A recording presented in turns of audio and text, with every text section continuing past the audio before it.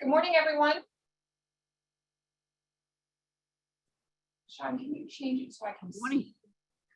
Good morning. Good morning. Morning. Welcome to our next iteration of the Healthcare Workforce Commission and our first public forum.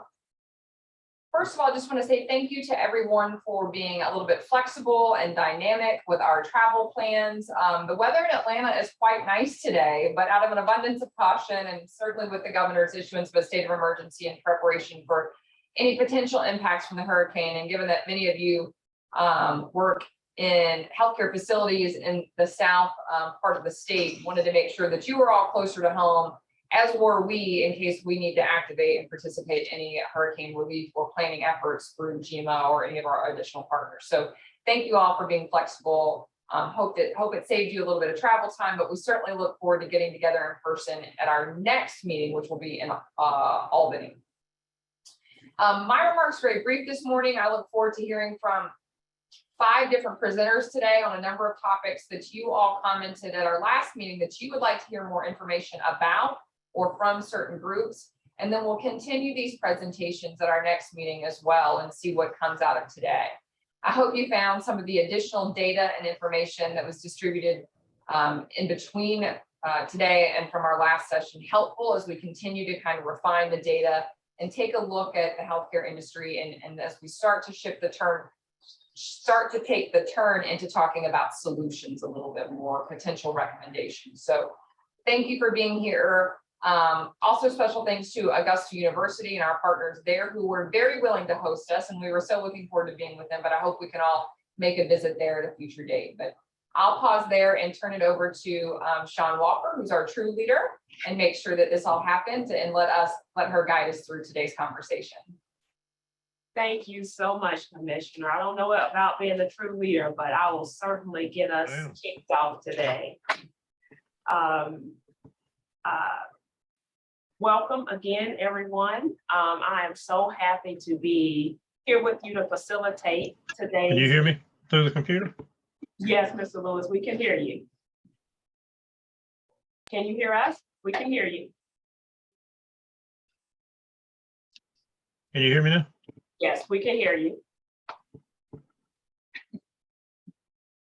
All right. So we are so glad to be here with you today for our first public forum. Before we get started with today's presentations, I want to very quickly go through some information about the format of today's meeting. As Commissioner or Chair Nagel mentioned, we have 5 presenters from 5 organizations, and each presenter. How about now? Yes, we can hear you, Mr. Lewis. Can you hear us? I'm unmuted. Can you hear us? Hello and good morning. Can you hear me now? Yes, we can hear you, Mr. Lewis. Can you hear us?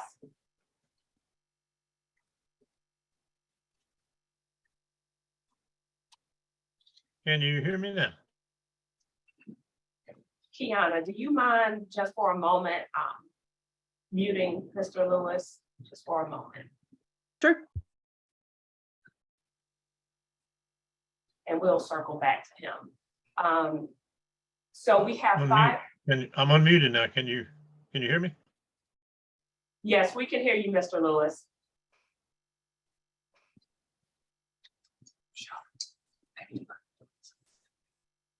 We can hear you.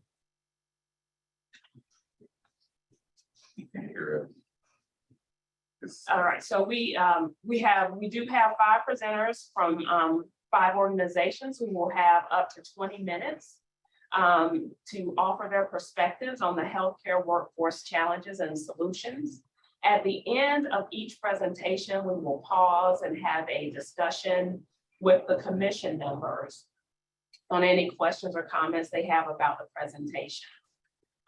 As with our previous meetings, the public is welcome to observe these discussions, but will not be able to offer any comments or ask questions during the meeting. Nor will we monitor the chat. Members of the public are strongly encouraged to send questions and comments to the commission's inbox at hcwf.commission@dch.georgia.ga.gov. All right, and so let's move on to the official roll call for the commission members. Commission members, after I call your name, if you will please respond. Scott Bulkey, Here. Mary Chapman, Mary Chapman. Here. Thank you. Debbie Dalton, Here. Sherry Danello. Could you hold on just one second, Danielle? I am about to check in on this on a commission meeting, but I can. Sherry Danello, Here. Janae Dock, Present. Clark Hill, Present. Sean Little, Here. Kaylee Novel, Here. Sally Perry, Here. Pete Quinones, Here. Rick Roach, Here. Scott Steiner, Here. Tanya Suvia, Present. Jean Sumner, Here. Courtney Terwilliger. I'm here. Great, thank you all for that. All right, so now is the time to get to the good stuff. It is time for our presentations. And our first presenter is Mr. Jimmy Lewis, who is the Chief Executive Officer for Hometown Health. Mr. Lewis, are you able to hear us now?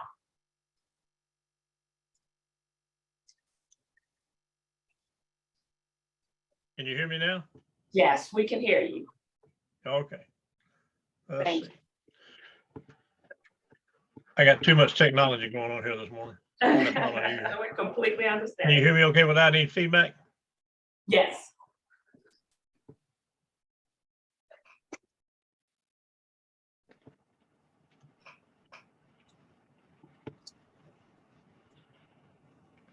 Let's try this. Can you hear me now? Yes, we can hear you. Can you hear me now? Yes, we can hear you. Yes. Needs to turn his speakers on. Can you hear me now? Yes, we can hear you.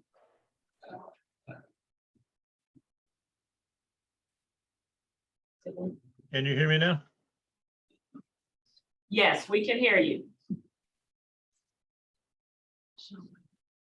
Okay, we'll operate on the basis that you can hear me. I can't hear you.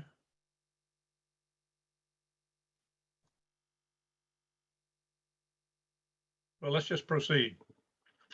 Sean, then, if you will, give me the next slide. I'm just pointing out here that the commission was created by Governor Kemp in April 22, and that's the basis behind which we're having our conversation. So with that, then, with the purpose, Sean, if you would move us to the next slide. And this is Jimmy Lewis, and this makes my mama proud every time I read it, so I'll just leave it at that. That's a little bit about who we are. Next slide. Who is Hometown Health? I think it's important to know who Hometown Health is as a part of this process. We're a network of rural hospitals in several states, but primarily in the state of Georgia.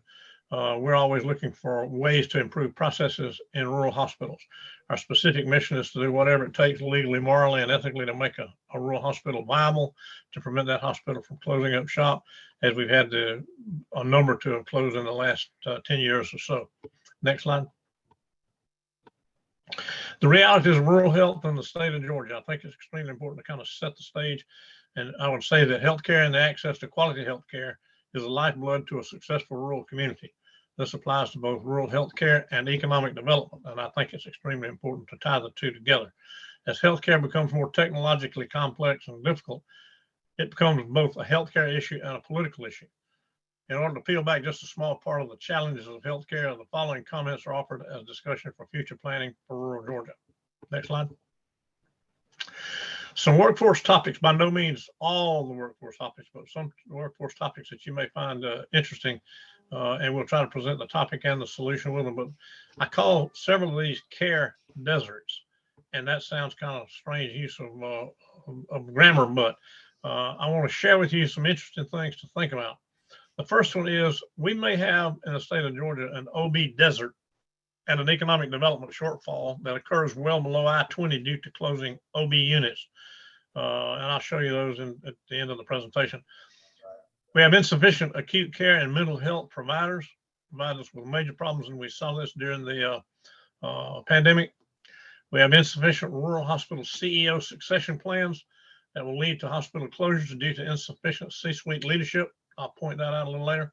We have an overall lack of provider care throughout rural Georgia, simply from the fact that we have more patients than we have caregivers to deal with their needs. And then underscoring the problem further is at least 9 counties and 159 have no doctors within their county.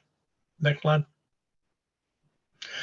Rural healthcare impacts, some facility challenges that we have to deal with and that I think would recommend that you, the commission, deal with in recommendations. And that is, we've got facility challenges in the operations within the facilities.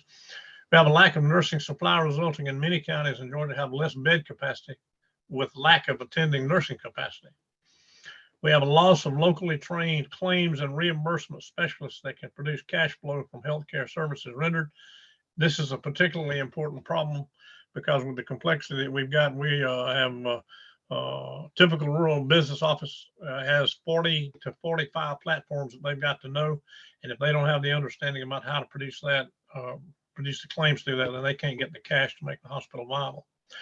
Then the challenges are advances in technology that require internet capability, capital sourcing, trained technicians, and proper claims funding for reimbursement and insurance, including commercial, Medicaid, and Medicare. Next slide.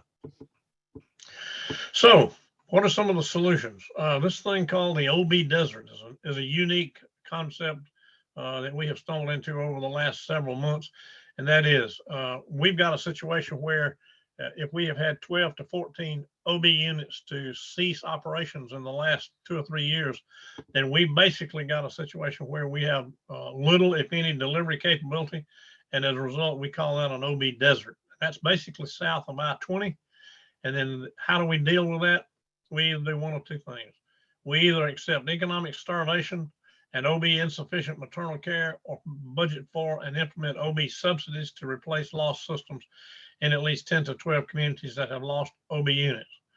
Basically what that says is, if we want to have economic development, or if we understand that economic development is required, it requires that there be an OB, then we either have to decide that we're willing to fund the OB gap in payment, or we just give up on that much of rural Georgia. We're not interested in giving up on rural Georgia, but with the number of OB units that I'll show you in a minute, we have certainly addressed that particular situation. This has resulted in very limited economic growth and catastrophic healthcare access. And when you see the counties that we dropped OB, it'll clearly underscore that for you. Next slide. Then a solution, very prominent solution, has been for a long time. We tell people telehealth and telemedicine. We sent people to the moon, and the way we took care of their healthcare was we did telehealth.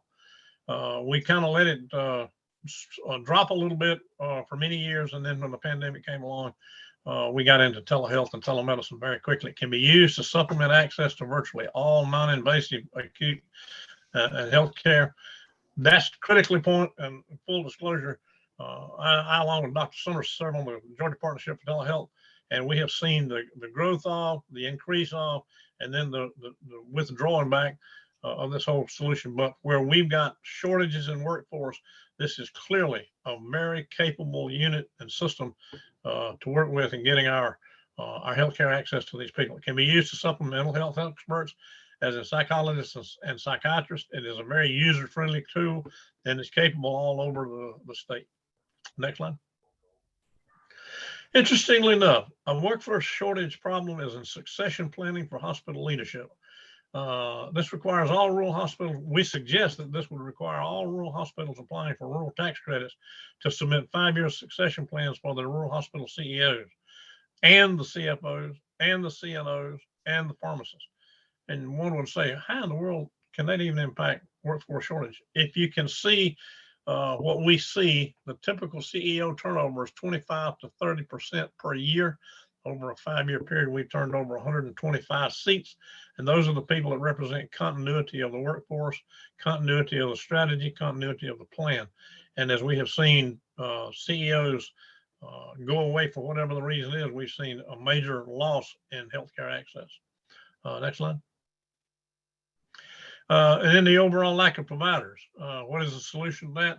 Expand services and work in whatever form we can to increase or add to the scope for nurses working in the rural communities so that we can take full advantage of the units that we have out there. Next slide.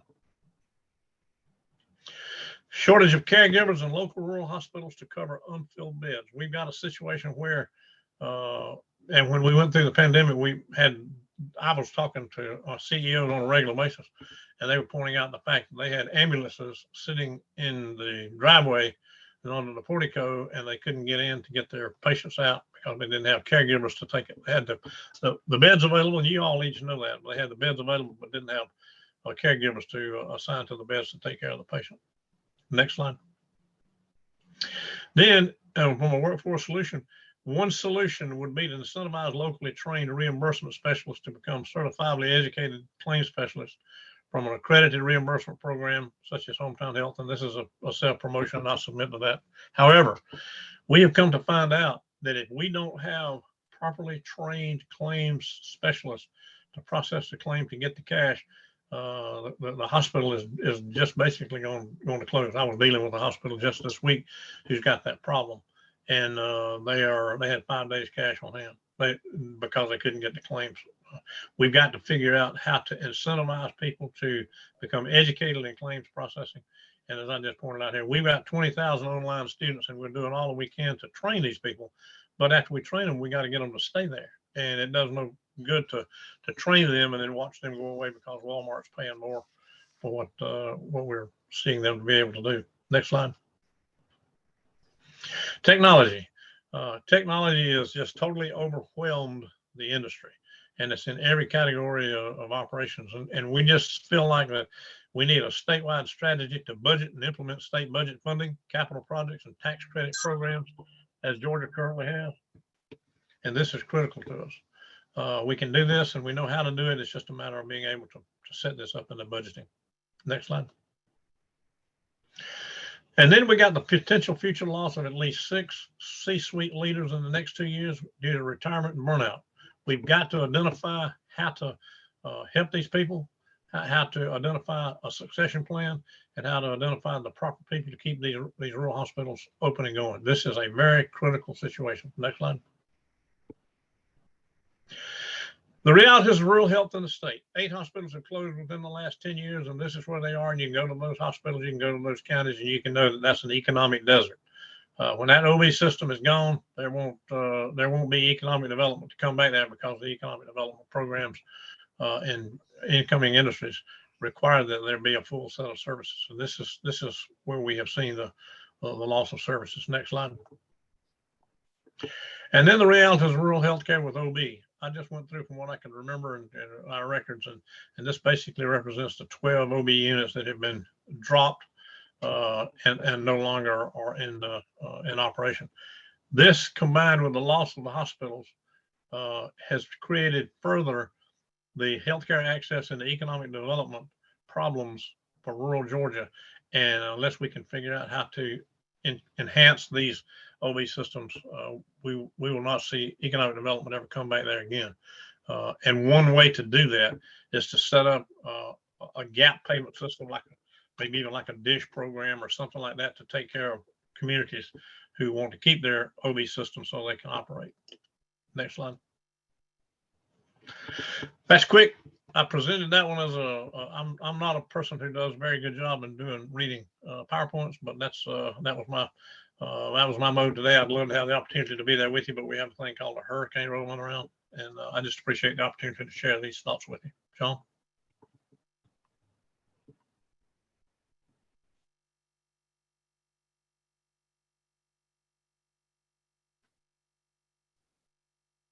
Sean, I think you're muted. Thank you so much. Can you hear me? Thank you so much, Mr. Lewis, for giving us that information and sharing your perspective with the commission. Commission members, understanding that Mr. Lewis may not be able to hear any questions you may have, we want to pause here and allow you to discuss with other commission members any Krista, can you hear me? questions or comments you may have. I'm sorry, Sean, I'm not able to hear you guys, but hopefully you were able to get the comments and the thoughts that I had to present. So Yes, thank you so With that- much. Thank you. I'll turn it back to you, Sean. All right, thank you. Any questions, comments from the commission members? All right. Well, we will move to our next presentation. And our next presenter, who is Anna Adams, the Executive Vice President of External Affairs for the Georgia Hospital Association. Good morning, Ms. Adams. Good morning. Thank you, Sean. Thank you, Commissioner Noggle, members of the committee. I am excited to present to you today. I have for you a PowerPoint information, some data in particular that has come up in the last couple of times we've had this conversation. And then I wanted to talk with you a little bit about the things that GHA has been doing with regard to workforce development and making sure that we are managing our members' expectations, helping them get access to the resources that they need, and answering any questions that they may have. So as Sean mentioned, I'm Anna Adams with the Georgia Hospital Association. We are a statewide association that represents more than 160 member hospitals, ranging from small rural up to large urban, including nonprofit and investor-owned facilities. So that said, GHA did create a workforce commission that we established back in the fall prior to last legislative session. And that commission is made up of members from all across the state, again, from small rural up to large urban, to try to address their workforce needs as best we can. So from that commission meeting, I think some of the things that we can initially point out as fact, I've listed here on this slide, and I won't read all of these slides to you, but in case there are anybody, there's anybody participating that has called in, I'll at least highlight them. So we won't get back to where we were prior to COVID with regard to staffing. And that is one of the things that we have used as sort of a theme for all of our talking points. We're never going to go back to pre-COVID use of contract staffing. We're never going to go back to treating patients the same way that we did prior to COVID. It just changed the way that medicine is offered in the state of Georgia, really for the whole United States. And so as we're coming up with solutions, we are trying to keep in mind the fact that we're not going backward. We are moving forward. Our population has continued to grow year over year. We've seen a significant increase in Georgia's population since the last census. And so that means we have more opportunity to treat additional patients, but also a greater burden for some of those areas of the state where there are healthcare deserts. Our population, because of that growth, has already seen a healthcare workforce shortage. And this is something that we were working on prior to COVID, a better way to get access to both nursing care and physician care. And I know that many of the state agencies have been focused on this for years in the past.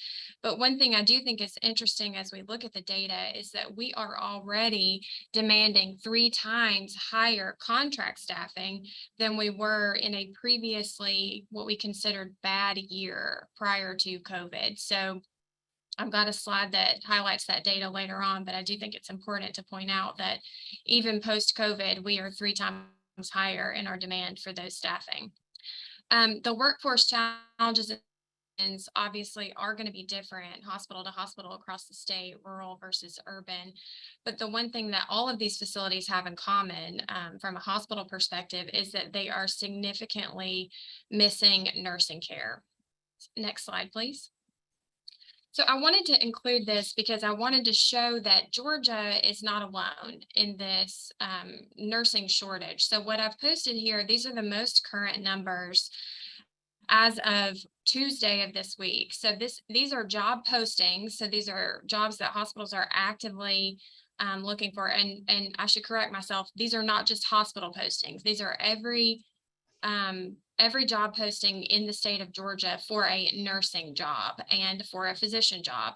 We've seen a lot of our regulatory agencies focusing on the physician shortage in the last several years. And while we do have a physician shortage and would like to see efforts made to increase physicians in the state of Georgia, as you can see here in this chart, the nursing shortage is far greater than what we're needing from a physician perspective.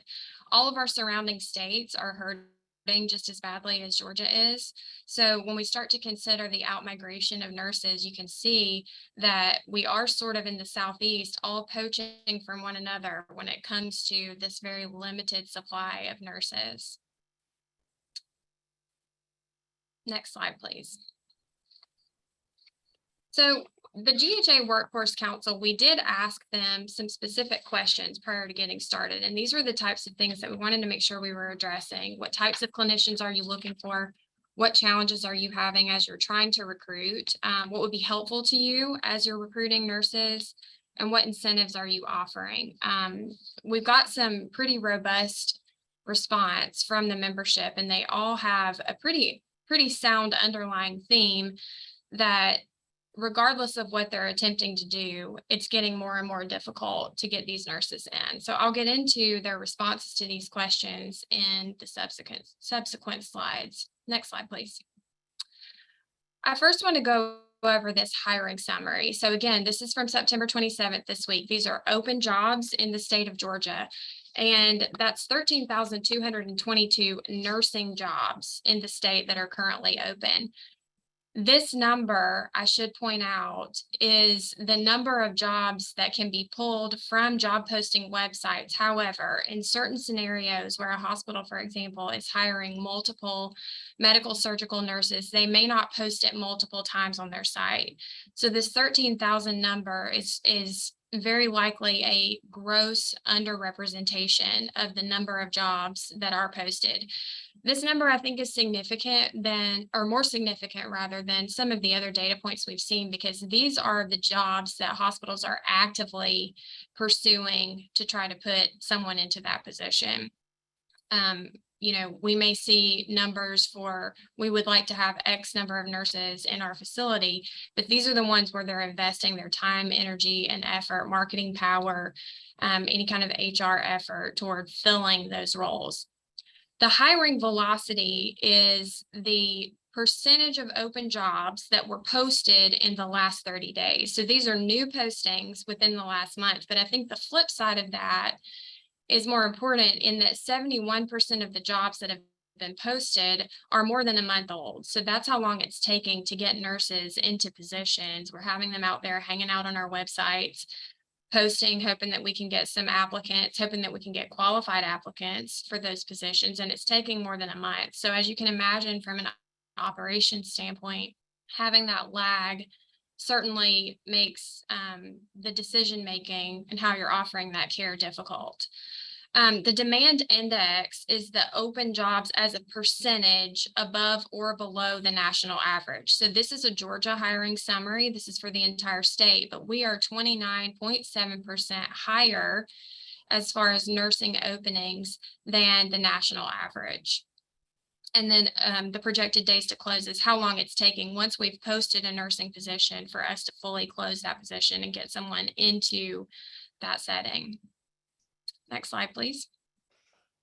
So the first question that we asked our members, what types of clinicians are most needed in your facility? The resounding answer from the hospitals was bedside nursing. And those included associate degree nurses, LPNs, CNAs, patient care techs, RNs, but then in addition to that, other clinical shortage areas. So medical technologists, medical lab technologists, phlebotomists, respiratory, all of the different areas of the hospital that provide that ancillary support so that you can have an inpatient acute care hospital operational. In addition to that, food services, environmental services, which is your housekeeping, patient registration. It takes all of these different staff members to keep a hospital up and running. And while we may have an adequate number of nurses, or we may have an adequate number of lab technologists, without the entire team able to support that patient experience, you can't operate a hospital at full functionality. Next slide, please. I thought this was an interesting data point to show you all, because as we're looking at these job postings, these are the things that hospitals are indicating they want to see in their job applicants. The interesting thing about that, and I thought that maybe this would be helpful from an educational standpoint, is that 23% of the job openings are asking for an associate degree. So this is an area where we could really benefit by seeing some growth in the degree offerings for associate level clinical staff. The flip side of that, the distribution of experience requirements, is something that we have had a lot of discussion about and is really kind of an area of concern. You see that 33% require at least 1 year. So that means that as we are increasing our educational output for these clinical workers, there's going to be a year lag time where we want them to have experience. But where do they get experience if everyone wants them to have 1 year of experience? So this is an area where we're asking our hospitals to consider internal programs for training, which they're already doing, but to give that less than 1 year new graduate a chance in the hospital setting so that we can start to move those new grads into that clinical environment and they can get that experience. We don't want to lose them to a physician practice from a hospital perspective, at least, and then have them stay there and we can't get them back into that acute care setting. Next slide, please. The job opening features, again, this is statewide job postings for nurses, but as you can see in the circle over to the right, 63% of those are in the hospital setting. You can see on there that the shift work is often vague when it comes to the job posting, because members are trying to be as flexible as they can when those who are applying for jobs may have children at home, may have a spouse who also works shift work and they need to split that time. So we try to be flexible, but it is very difficult when you have to staff a hospital 24 hours a day, 7 days a week, and you have that night shift, that variable shift. So I thought this would be a good representation of what it is that we're looking for and what those job postings are showing. Next slide, please. Are there challenges with your recruiting pools? And if so, what are they? We got a lot of response to this question from the hospital members.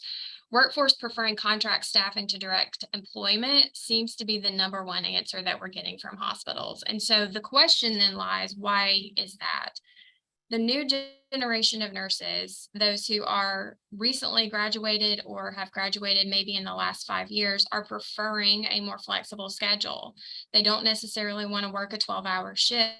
They may prefer an 8-hour shift. They want higher pay, and the contract staffing allows them the opportunity to do that. And one of the things that they figured out, which seems to be interesting, is that they could earn the same amount in 6 months by working contract staffing that they could have previously earned by being directly employed in a hospital setting.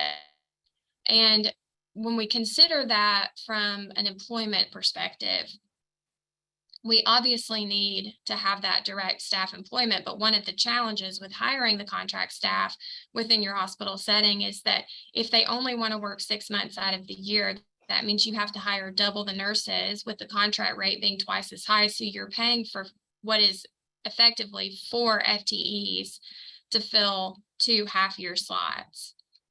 Hospitals are training their new full-time employees and part-time employees and at an alarming rate right now of 120 days about.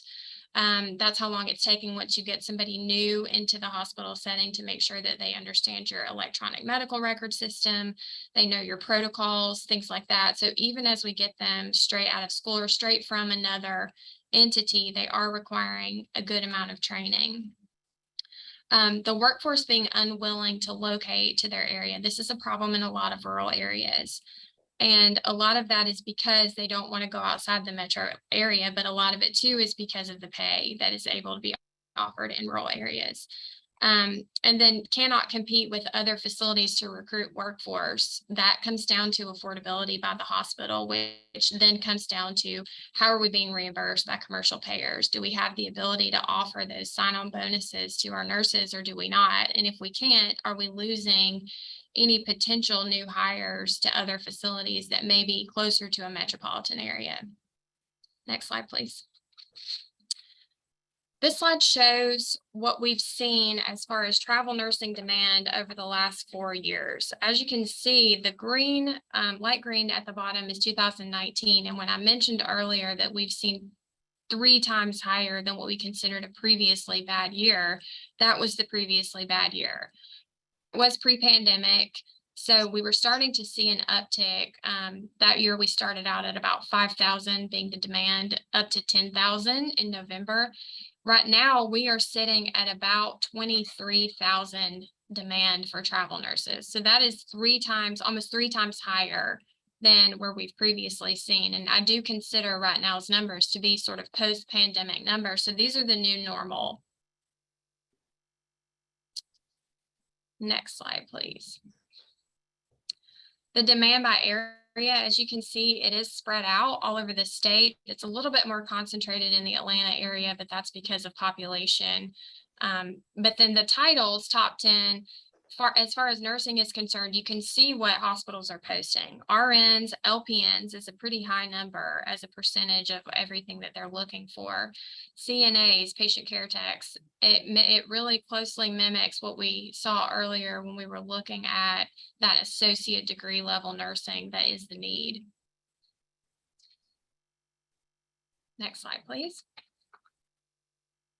So the barriers to utilizing current workforce efficiently was one of the things that hospitals have struggled with, especially during the pandemic, but they do continue to struggle with. How are you able to use your workforce? Are you able to be creative to respond to those needs? And what we're finding is that there's not a lot of flexibility when it comes to being creative. So scope of practice challenges, I want to highlight that a little bit because it's something that until this year, I think we have typically sort of stayed out of from a hospital perspective. We've let that kind of play out. I know it's been a legislative effort, but we've seen some things go on at the state regulatory agencies and other licensure bodies that, while they may not be directly scope of practice, do have an impact on scope of practice. So for example, the Georgia Composite Medical Board recently restricted the allowance of advanced practice registered nurses who practice family medicine in the acute care setting, which means that hospitals would no longer be allowed to use APRNs in the acute care setting. We're waiting on some guidance for that, but that would, in our opinion, sort of be a step backward when we're thinking about how to get additional workforce into the hospital setting. In addition to that, we have some other licensed workers who are perhaps operating a little bit beneath their scope just because we don't have those licensed professionals or unlicensed professionals beneath them. We don't give them the ability to step into that space to free up our higher scope educated individuals. So Medicaid, for example, does not recognize APRN certified nurse specialists, which provide behavioral health services in the community as far as billing is concerned. So we can't bill for those services. Those are things that don't necessarily require a regular or a legislative change, but could be easy fixes to allow for greater access to these providers. The lack of necessary skill, again, something that we discussed earlier, the hospitals are doing a lot of training when they see providers come in straight out of school, but also these clinical providers that are contract staff, when they are coming into a new hospital setting, they require training on how to use the electronic medical record, the hospital protocols, et cetera. So there is a learning curve there. And then finally, the employee morale concerns, burnout, that can be because of having to work alongside contract staff who are making twice as much, in some instances higher than those direct paid, directly employed nurses. Next slide, please. The current time of hiring slide I wanted to put here just so that you could have a chance to look at that. And I'm assuming these will all be shared with committee members after. As you can see, Georgia is taking significantly longer to hire and close a position than the national average, almost 2 weeks longer. But 76.4 days from the time you post a job to the time you hire a new nurse is significant. And then when you add to that the on-site training of potentially 120 days, you are at about 4 or 5 months before you have a nurse that can function fully within the hospital setting. Next slide. What incentives would be helpful to increase your workforce? So this gets us into where we could use some additional help. One of the things that came out of a Georgia Organization of Nurse Leaders Society, which is a GHA society of those nurse leaders who operate in our hospital settings last week, was a recommendation for tax incentives for faculty for schools. So we've talked a lot about tax incentives for nurse graduates, people who have been practicing for a long time who may still have student loans, but those tax incentives for faculty may help incentivize those who are currently practicing either in a hospital setting or private practice setting to consider joining faculty. Next slide, please. The compensation trends I wanted you to have a chance to look at. As you can see, these vary widely, but one of the things that I did think was interesting is we're looking at the bonus data and postings. We have bonuses as high as $50,000 in some area of the state. Again, this is for nursing. If you don't think that translates to increased cost of care, that is something that we're going to start to see later on as the cost of workforce begins to go up and the reimbursement that we get from commercial insurers stays the same or in some cases is reduced. That margin is really shrinking. And so for those hospitals that have had trouble over the past several years, especially during COVID with their margin, this is going to be a huge difference maker between who can continue to operate as a facility and who can't. Next slide, please. The options that hospitals have considered or have implemented with regard to the workforce shortage are, in my opinion, frightening. We've seen closed beds, closed service lines all throughout the state, even post-pandemic. The closed bed number is something that hospitals are deciding sort of on a week-by-week basis, and in some cases on a day-by-day basis, depending on how much of their workforce they can get to come into the hospital that day, or whether they have call out because of flu, children are having RSV and having to stay home from school, etc. Those closed beds across the state, and we can't really depend on a consistent denominator when we're considering hospital bed numbers. It makes it difficult to know where you have access to care.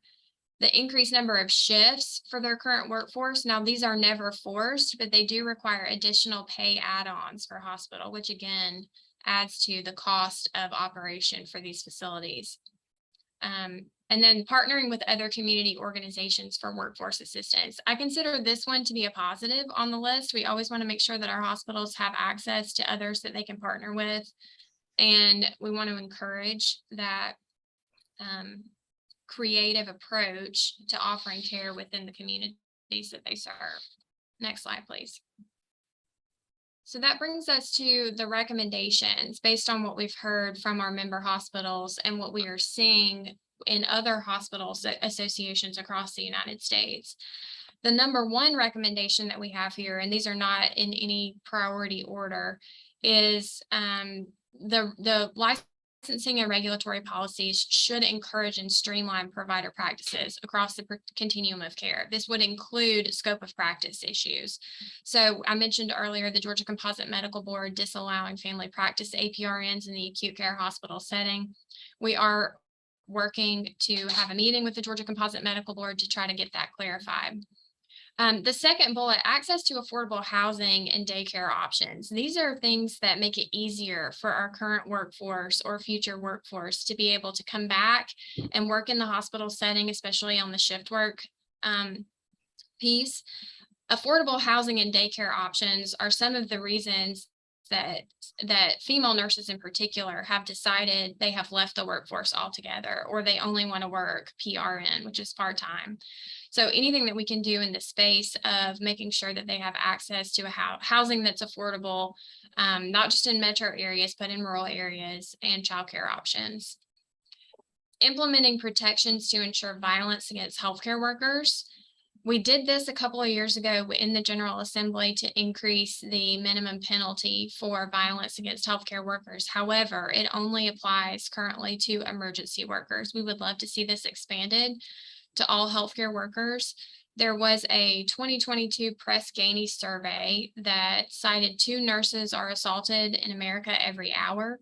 And that is unacceptable. That's one of the reasons that nurses don't want to stay in this profession. And often they are afraid to report once they have had an instance where they feel like they have been violated or assaulted or even verbally abused by patient or patient families. So we'd like to see some stricter penalties on that. Next slide, please. Again, scope of practice. We think providers should be able to practice to the full extent of their training and education.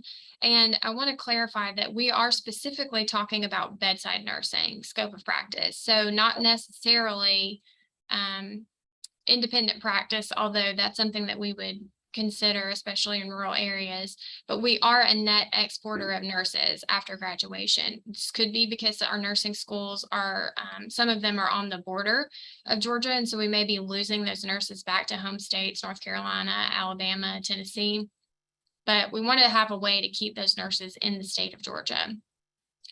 Any financial incentives for faculty and clinical providers to stay in Georgia. So that gets us back to those tax incentives that I discussed earlier, and then clearly defining travel nursing.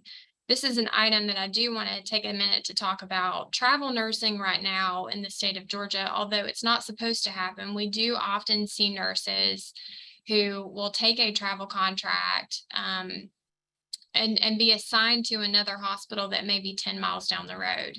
Some states have considered putting into place definitions for travel nursing, where in order for it to be considered travel nursing or contract nursing, you have to be within 30 or outside of 35 miles from your home address, for example, to prohibit that back and forth between 10 miles, hospitals sort of stealing from each other when it comes to those travel contracts. The Georgia Board for Healthcare Workforce does a survey annually to go over and ask medical students where they're going once they've graduated. So we think including that Georgia Board for Healthcare Workforce survey to include nursing students and tracking where they're going to do their jobs would be incredibly helpful so that we know where we need to focus those resources. In addition to that, the annual hospital questionnaire, on page 9 of that, the Department of Community Health does collect information, data on nursing that would be really helpful to expand upon. It would be pretty easy for hospitals to add that to their annual reporting since they already are required to do that survey. Next slide, please. Education expansion. I know we've had multiple discussions about this, but Commissioner Noggle at one point had mentioned quick start programs. We are interested in hybrid programs, clinical expansion that focuses on specific acuity levels, which I know we have that already, but maybe expanding that. USGA, TCSG, and private institution expansion for additional slots, maybe additional programs, and then the exploration of hospital-based nursing programs.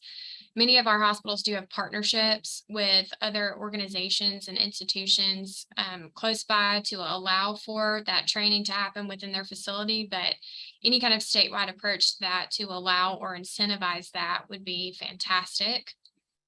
Employee retention incentives. One of the things I think we've noticed is that we are losing a lot of employees to retirement and to other professions just completely. They've left nursing altogether, and some of that is burnout, some of that is COVID. But grants for on-site training to incentivize hospitals to hire new graduates would be really helpful. Grants for violence against healthcare workers training and technology. Many of our hospitals are already doing training for violence against healthcare workers, but there are new technology programs available to help with violence against healthcare workers. One of the vendors that GOJ has recently worked with kind of has a tracker system so that nurses can feel safe when they're in a patient room, and it's almost a life alert button, for example. But these kinds of technologies that keep our staff safe do cost money. And as we are increasing what we're paying to these workers and decreasing our margin, anything in the space of a grant for those kinds of programs would be helpful. And then finally, safe staffing committees. We've had a lot of talk over the last several years about mandatory staffing ratios. And while we do oppose any mandatory staffing ratio, we are very supportive of an effort to have hospitals provide safe staffing committees so that their nurses can participate and offer their advice and any kind of information they have on patient acuity, so that we can be flexible and make those changes shift to shift, department to department, to ensure that we are giving the patients the proper care that they deserve in a very safe and quality environment without putting undue burden and stress on our staff. So that is my final slide. And I am happy to answer any questions. I tried to do that as quickly as I could. Thank you so much, Ms. Adams. That was very helpful in understanding the healthcare workforce challenges from the hospital perspective and also those opportunities. I want to pause here and open it up to the commission. Does anyone have any questions or comments about this presentation? Yeah, this is Sean Little. I do have a couple of questions and comments as well. Please bear with me because Anna, you gave a lot of great information, excellent presentation.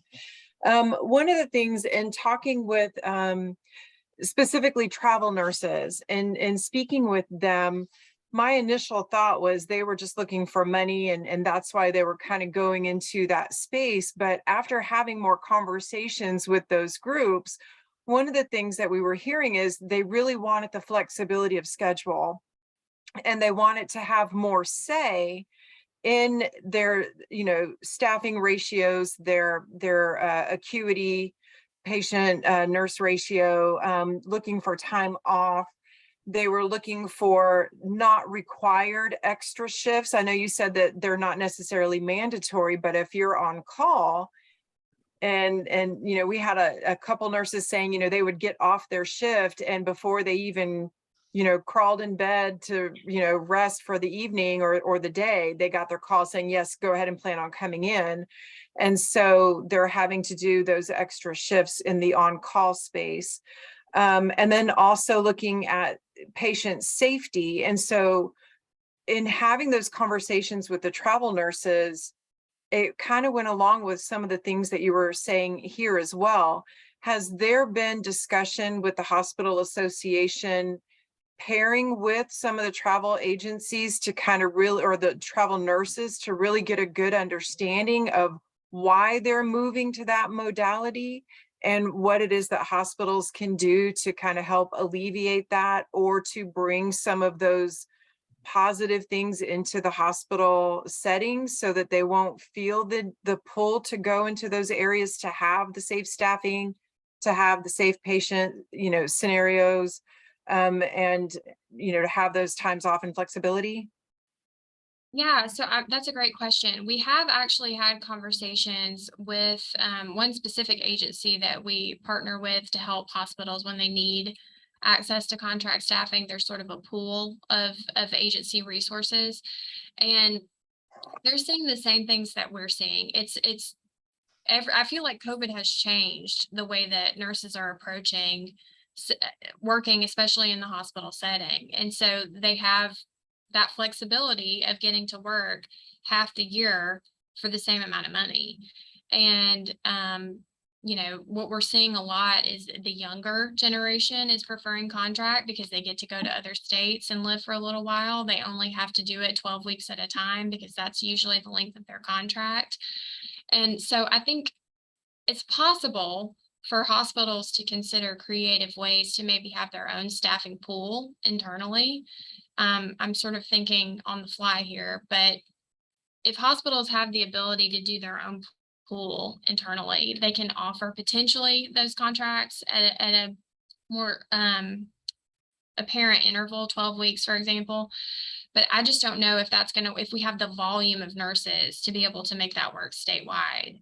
So we'll keep having those conversations and we'll keep including them as we're having conversations with members so that we're at least having that back and forth communication.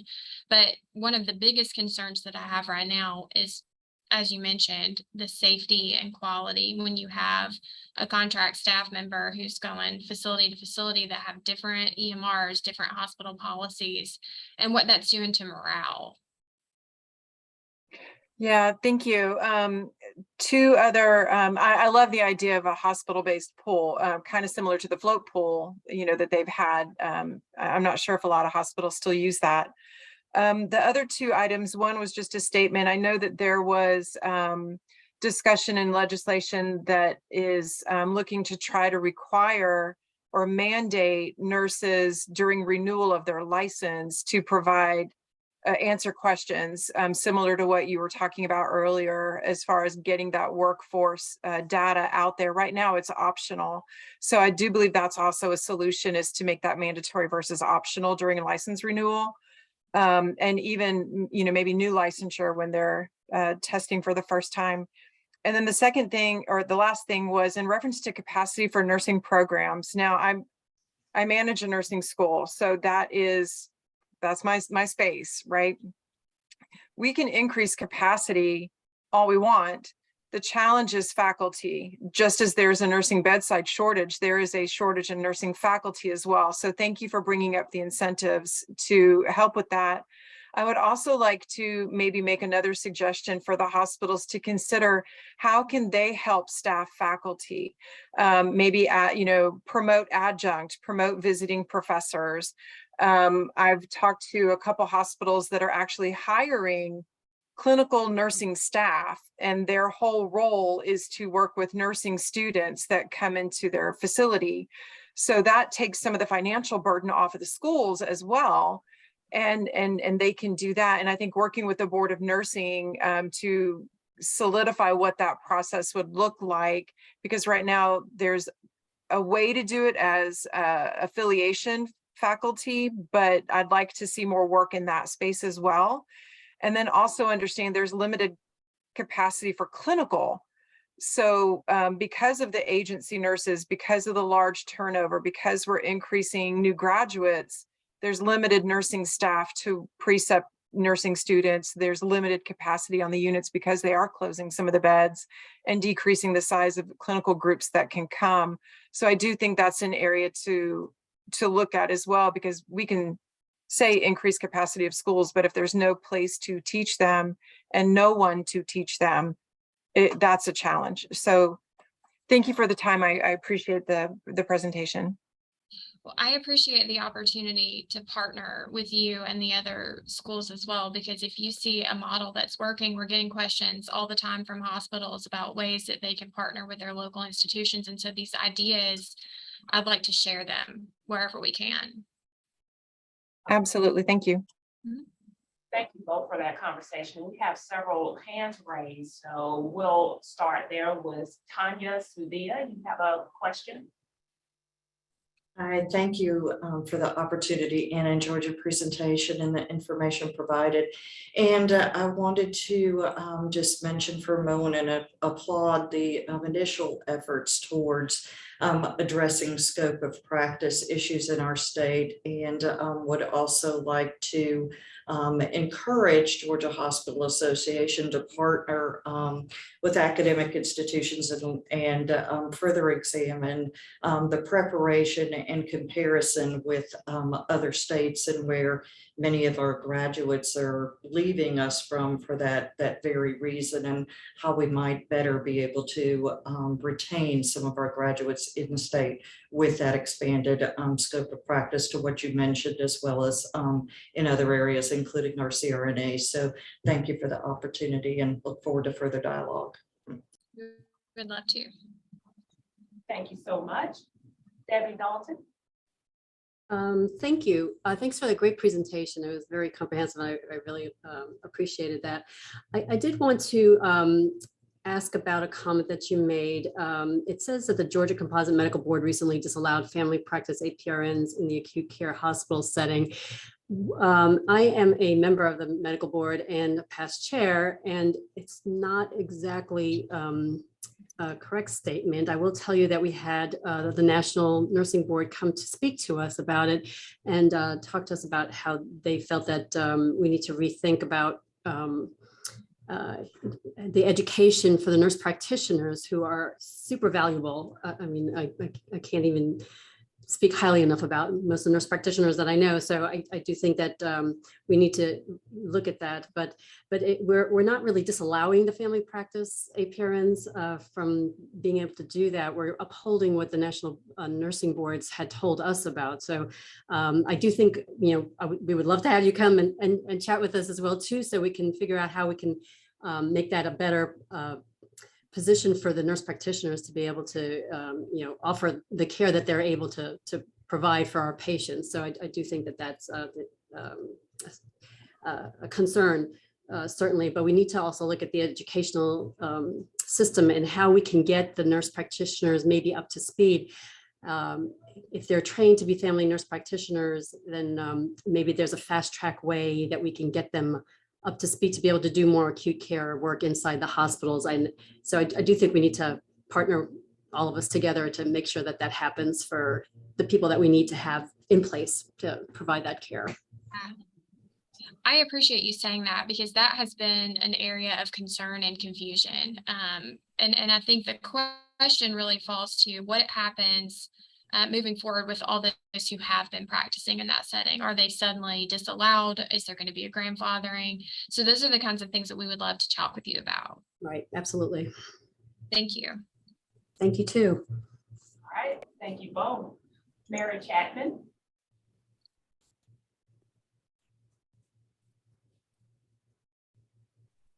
Mary, are you unmuted? Can you hear me now? Yes, we can hear you. Sorry. I was going to make a comment again. As you can see that it's a hot topic, and Anna, it's always great to hear your perspective and how you lead us in GHA. The opportunity that everyone is talking about, in my opinion, related to the composite board and the state board, and I believe this is where the commission may be able to have some early wins, because the intent of the guidelines is to standardize the education, but where we find ourselves is we are playing catch up. So there is a pool of people already in the workforce, so that if we adopt it without having some either grandfathering in and or abbreviated, there is dollar impact. An example of a WellStar, it's over $1 million. And the risk of decreasing the workforce. And it also takes up spaces in the educational setting, because the current recommendation is to send those individuals back to school for 600 clinical hours. So perhaps our recommendation is some level of grandfathering of the existing people who are currently employed with a go forward plan of now what it looks like. That's my first comment. The second comment I wanted to make is one of the other discoveries that we have, and this is a little bit self-inflicted.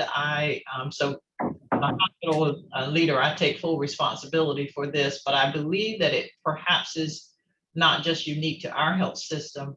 We have also made it easier for nurses to exit our bedside and to stay within our hospitals, but to go to other roles. So when we do an inventory of the number of nurses who are working in IT, the number of nurses who are working in supply chain, the number of nurses who are working in coding, perhaps this is probably the opposite of expanding the scope. But on the other hand, Commissioner, to say, can we set up some way that we limit that notion of having them to go down the alternative tracks?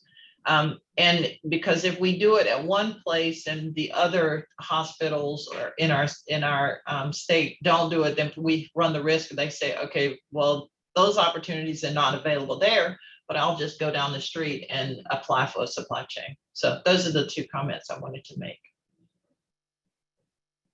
Thank you. Okay, thank you so much for that.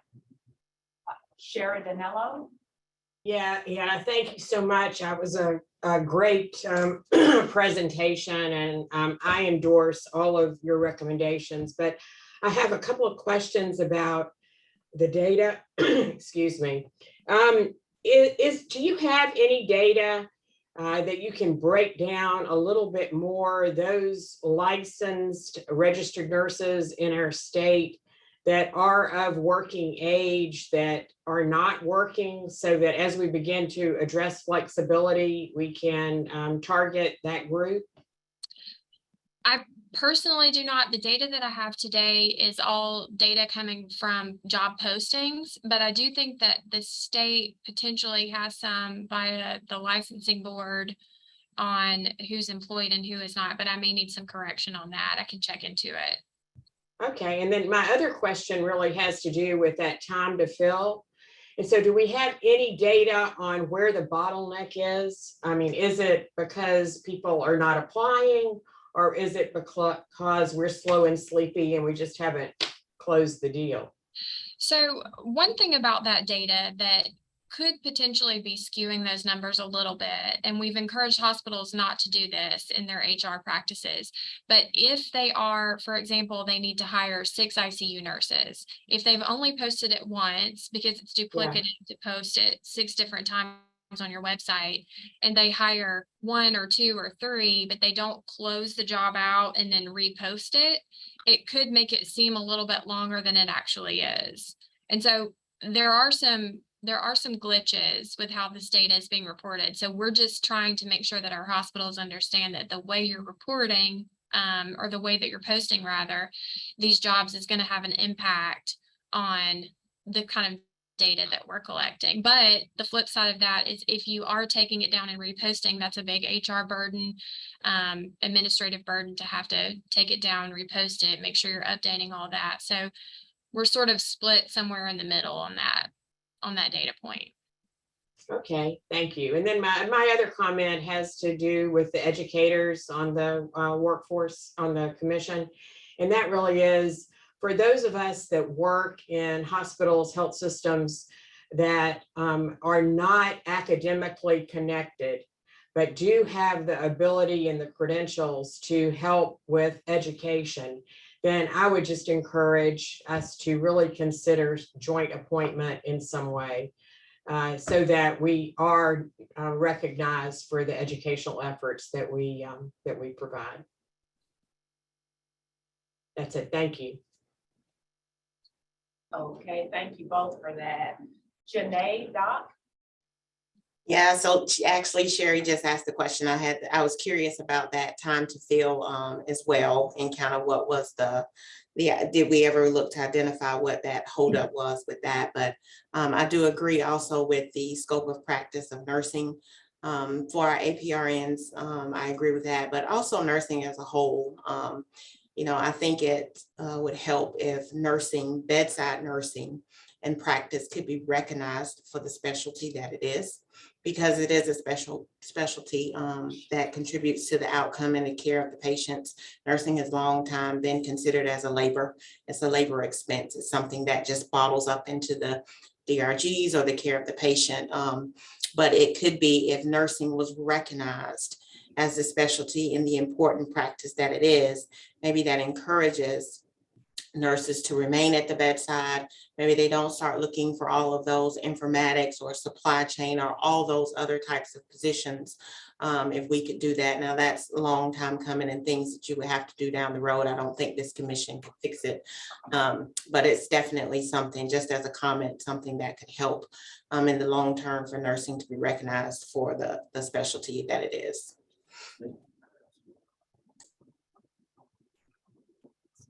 Okay.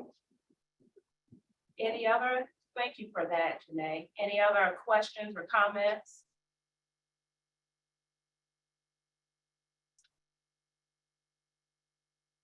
This is Clark Hill. I appreciate your presentation. You mentioned the travel nursing thing and the shift in how we get our workforce post-COVID, and that travel nursing and agency nursing is not likely to go away or to decrease unless facilities figure out a way to provide more flexibility to the workforce.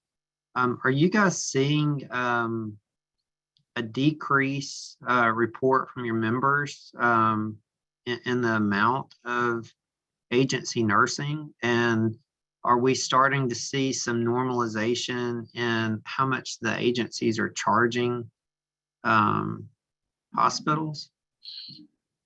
We are, but it's not consistent across the board. Interestingly, Becker's Hospital Review did a report the week before last that came out that showed that Georgia was the third on a list of the amount reduced in how much we're paying contract nursing, meaning that of the bottom 10, we've reduced the third most. So that's a positive in what we're having to pay out to these contract staffers.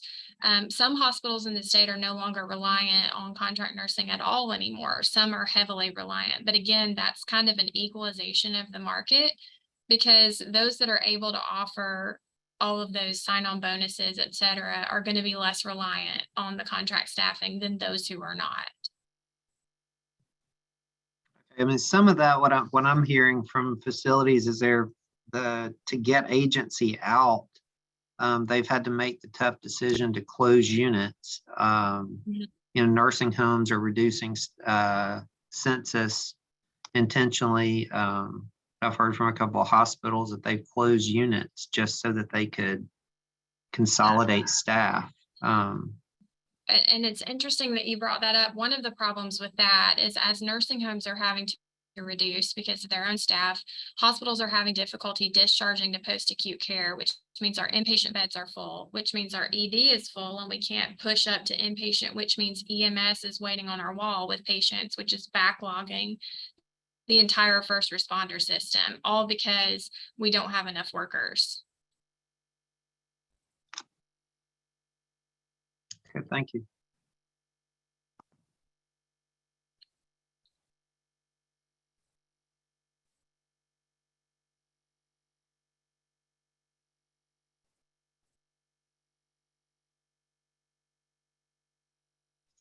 Thank you both for that conversation. And Ms. Adams, thank you again for such a great presentation. We really appreciate hearing those insights. Thank you. Thank you. All right, our next presenter is Dr. Stewart Rayfield. He is the Vice Chancellor for the University System of Georgia. Good morning, Dr. Rayfield. Good morning. Can everybody hear me okay? Yes, we can hear you. Fantastic. All right. Well, I want to start by acknowledging that I'm probably the least expert in the room or on the screen right now, but I've had the opportunity to work in academic affairs over the past several months at the University System of Georgia, and just thrilled to be here to try to represent. But I've got colleagues, I think, on the line who probably have a lot more insight into some of this. But I'm going to spend some time walking through, maybe go to the next slide, walking through our current state, including nursing and graduate medical education.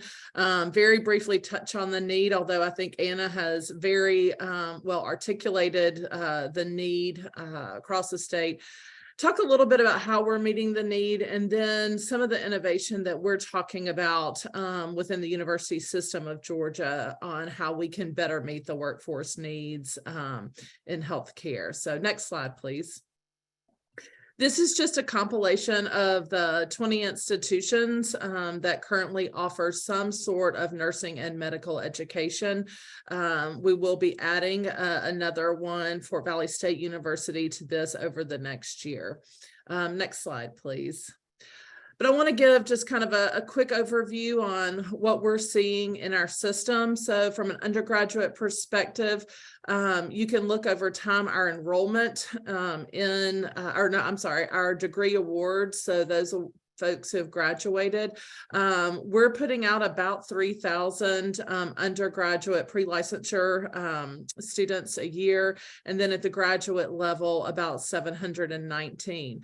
What I think you'll note is that we've seen some growth over time, over the past few years, with a high point of FY21 for us. And then we're starting to see a little bit of a tick back. So that's certainly concerning, but I also think the effects of COVID and the real, I think, look into what all is involved in providing health care, both at with our nurses and our physicians, was it was stunning to a lot of our students. And so we've seen a little downtick in our enrollment and the graduates, but we fully expect that to rebound over time. I do want to note, as we look at kind of the nursing degree enrollment, that we're also, as we're seeing this, I think there's been over the course of time, we've always heard stories, and the stories were true, that we had wait lists of students who were qualified to get into nursing, but we didn't have enough slots. We are seeing that tick back as well. So we have fewer institutions who have wait lists for their nursing programs than they had previously. And that is something new from the past couple of years. So again, we've seen some uptick in our undergraduate enrollment, but we've also seen some sliding back over the past few years. Same with our graduate enrollment. Next slide, please. All right, looking at our medical education, and this is not showing up awesome on my screen, so I apologize for that. But our undergraduate medical education degrees, so the actual medical school part, again, we have been working to try to increase our cohorts, but there's a lot of limits upon us in terms of how many new seats we can fill for undergraduate medical education. So degrees awarded, we're getting around the 220, 230 mark pretty regularly. And then we're also looking at our enrollment. And so enrollment has continued to tick up for our undergraduate medical education. And the other piece is really looking at where I think we've seen significant growth is the number of graduate medical education slots across the state. The Augusta University, in partnership with UGA, as well as medical providers across the state, we have increased the total number of residency slots from 1,982 to 2,978, which is a 50% increase. That has come at a very intentional investment of the state to have new teaching hospitals where students, our graduates from the undergraduate medical education, can go do their residencies. Next slide, please. When we look at faculty staffing levels, I think what we've heard today from others who've presented is this is a challenge for us right now. And so when we look at faculty staffing levels, what you can see is that we have a significant cadre of faculty, both full-time, part-time, classroom, and clinical. But we also have a significant number of vacancies. And what I want to point out here really is that this data was collected at a moment in time back in January, late January, early February of 2022 this year. This is as the semester was underway. And so presumably we are fully staffed when the semester is underway. And so the fact that we had about 10% of our total faculty staffing was vacant, I think is indicative of some of the issues.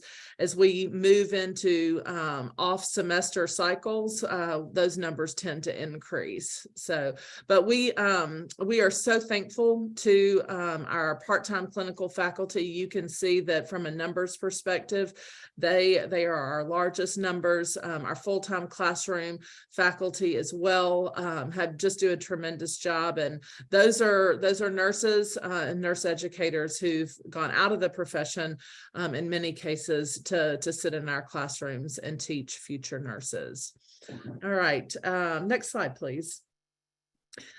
I know there's some questions about our current funding model, and I want to just spend just a little bit of time to talk about how we fund nursing programs as well as our undergraduate and graduate medical education. So starting off, many of you are probably familiar with the fact that the University System of Georgia, our state appropriations are primarily built on formula funds that are based on enrollment.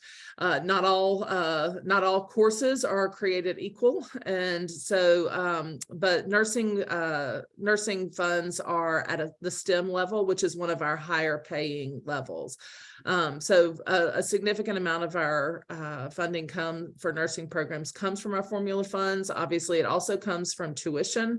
Our nursing students pay fees. We have a lot of direct costs that we share with students, and they pay fees to be in that.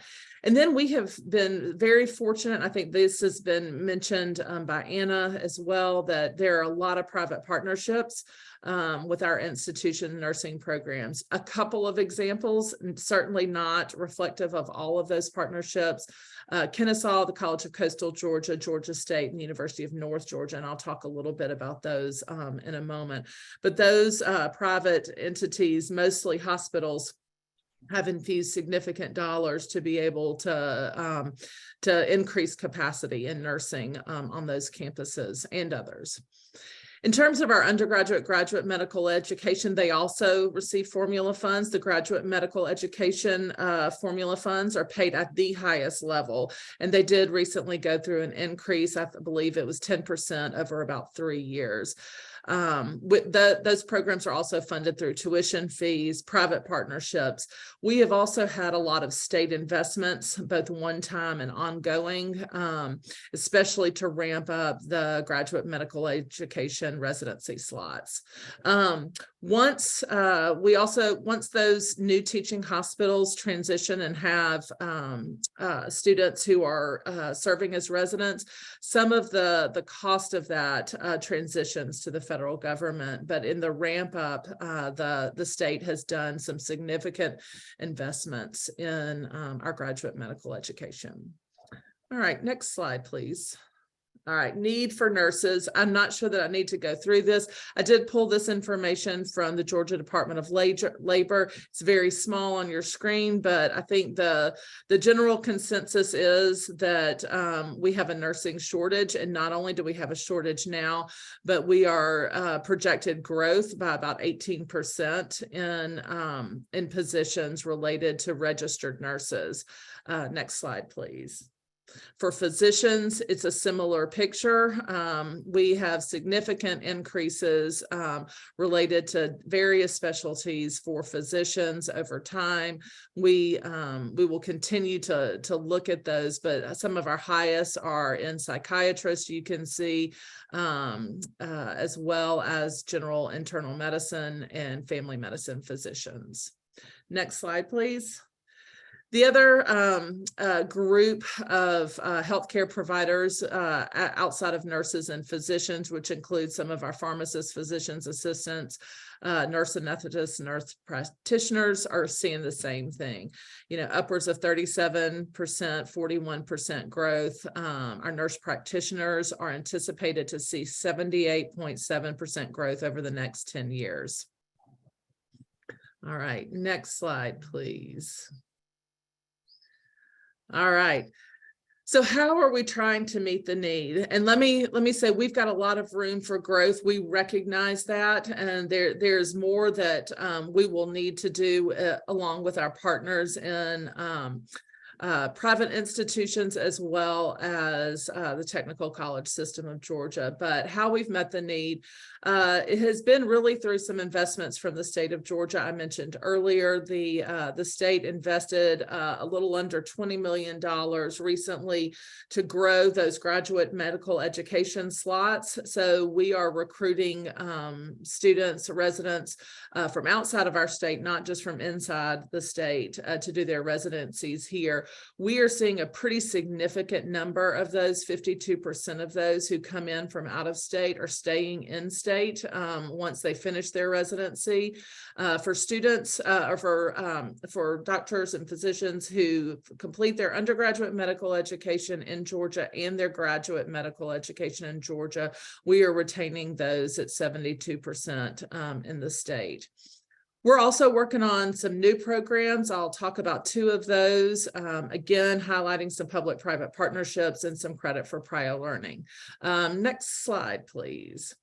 So again, some of the recent investments, as I mentioned, of our formula funds for nursing, we did receive in this year's fiscal year's budget, 1.2 million, as well as a $2 million grant for two of our programs through the Department of Community Health. We will be awarding that 1.2 million here in the next few days. Looking forward to sharing some of the new and innovative things that are coming out from those grants.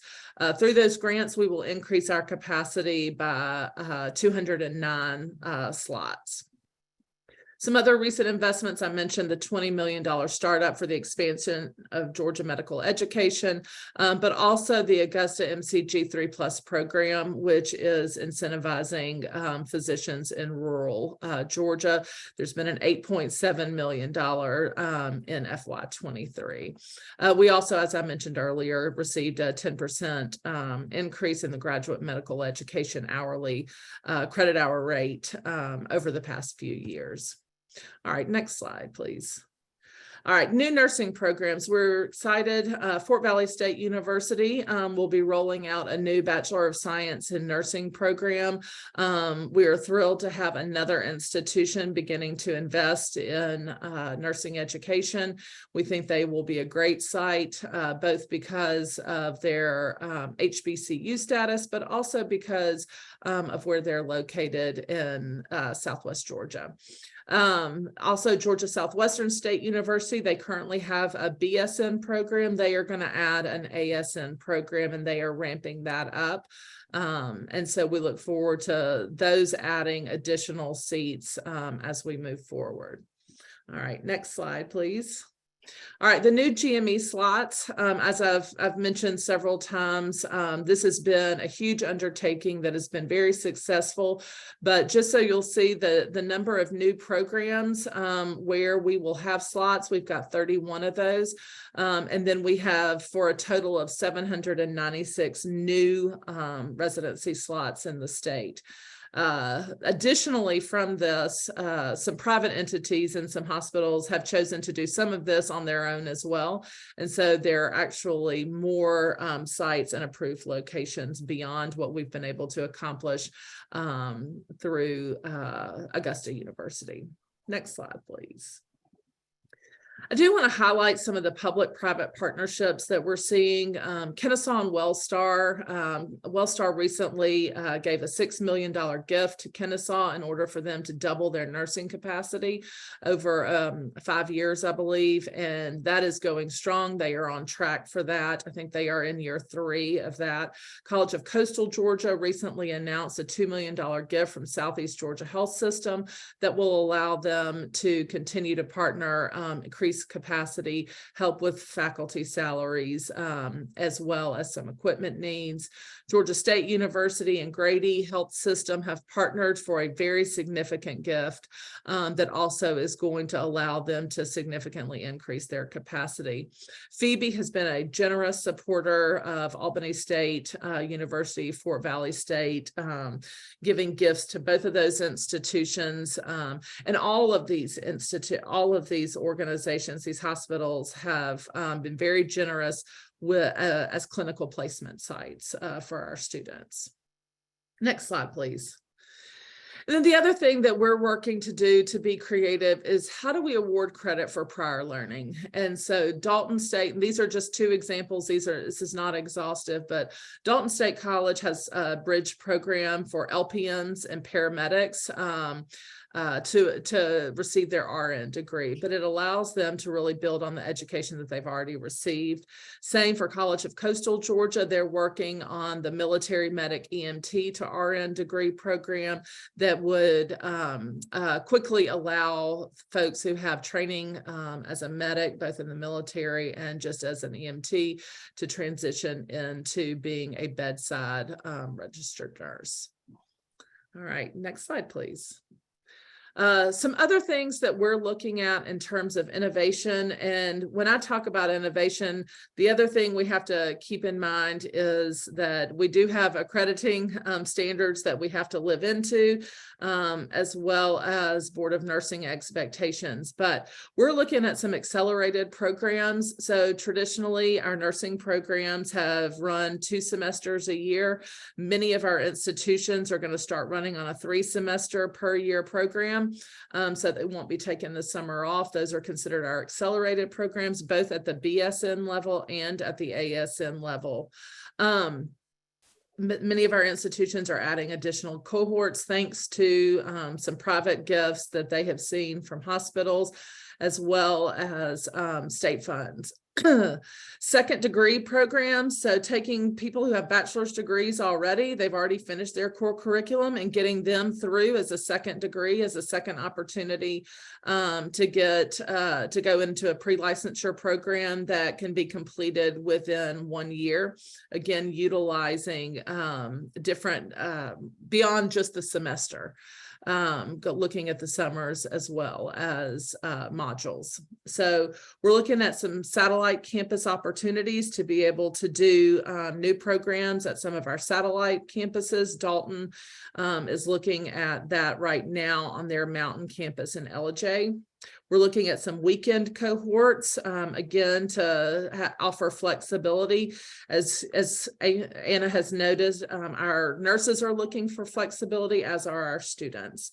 USG has recently put together an RN to BSN online that is going to streamline the RN to BSN. While that does not necessarily put new nurses in bedsides, because these are folks who already have an RN, it does allow them to continue their education. We're working on articulation agreements and then some pretty significant mentorship programs across some of our campuses to support student success.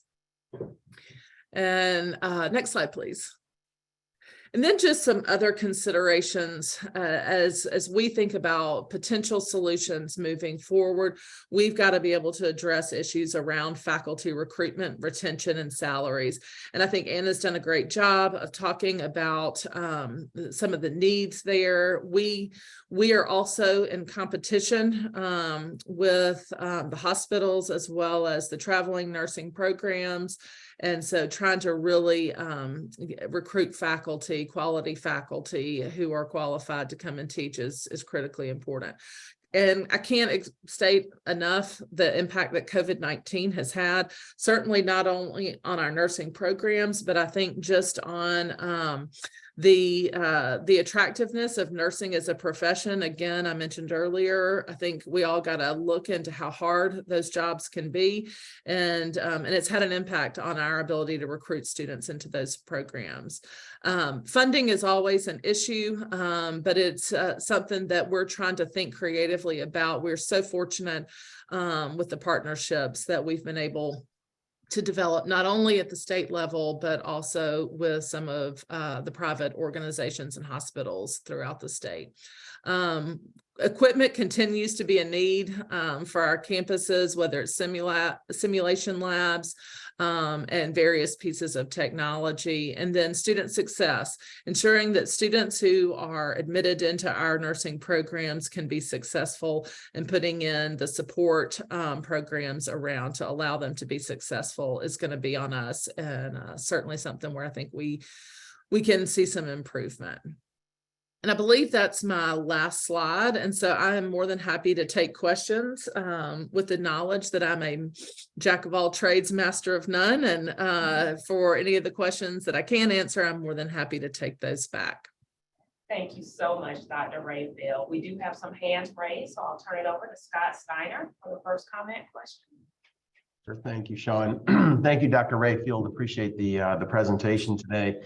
Just a couple of follow-up questions. One is, do you know what the wait list is or has been at the university system for the RN program? You know, we've heard some different numbers, and actually from a university official, it's probably been a year and a half ago that it's about 4,000 a year that are waitlisted on an RN program, just because we don't have slots. Do you have any idea what the wait list is, average?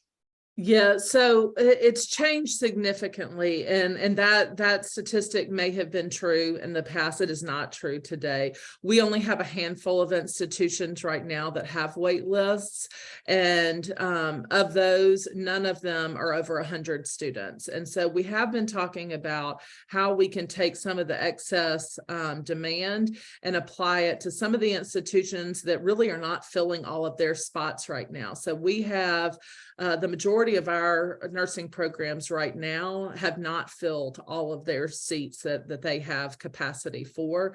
And that is a real shift over the past 2 years, because most of our institutions used to operate on a wait list.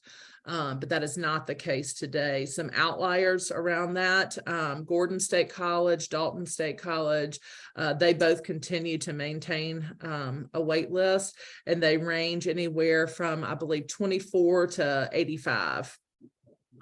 Thank you. And just a follow-up question on that. I know I'm not an expert as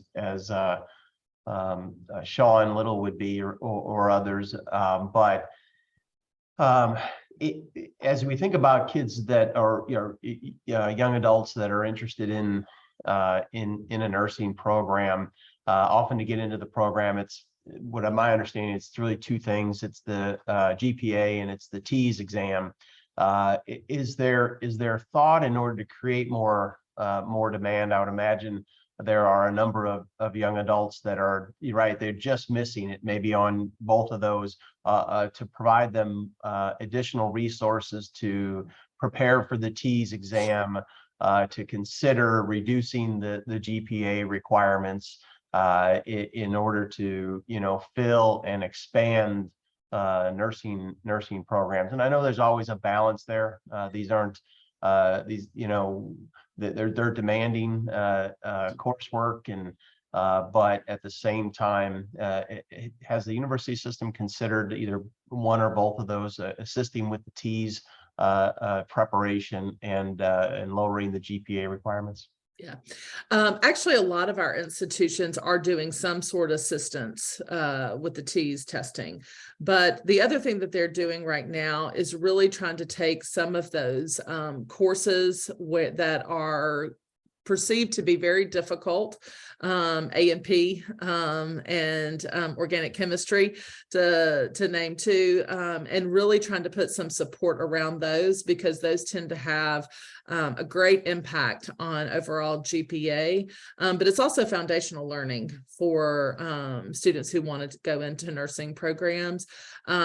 We are working right now, we're in the process of hiring a new person in the academic affairs unit who's going to be very focused on data analytics.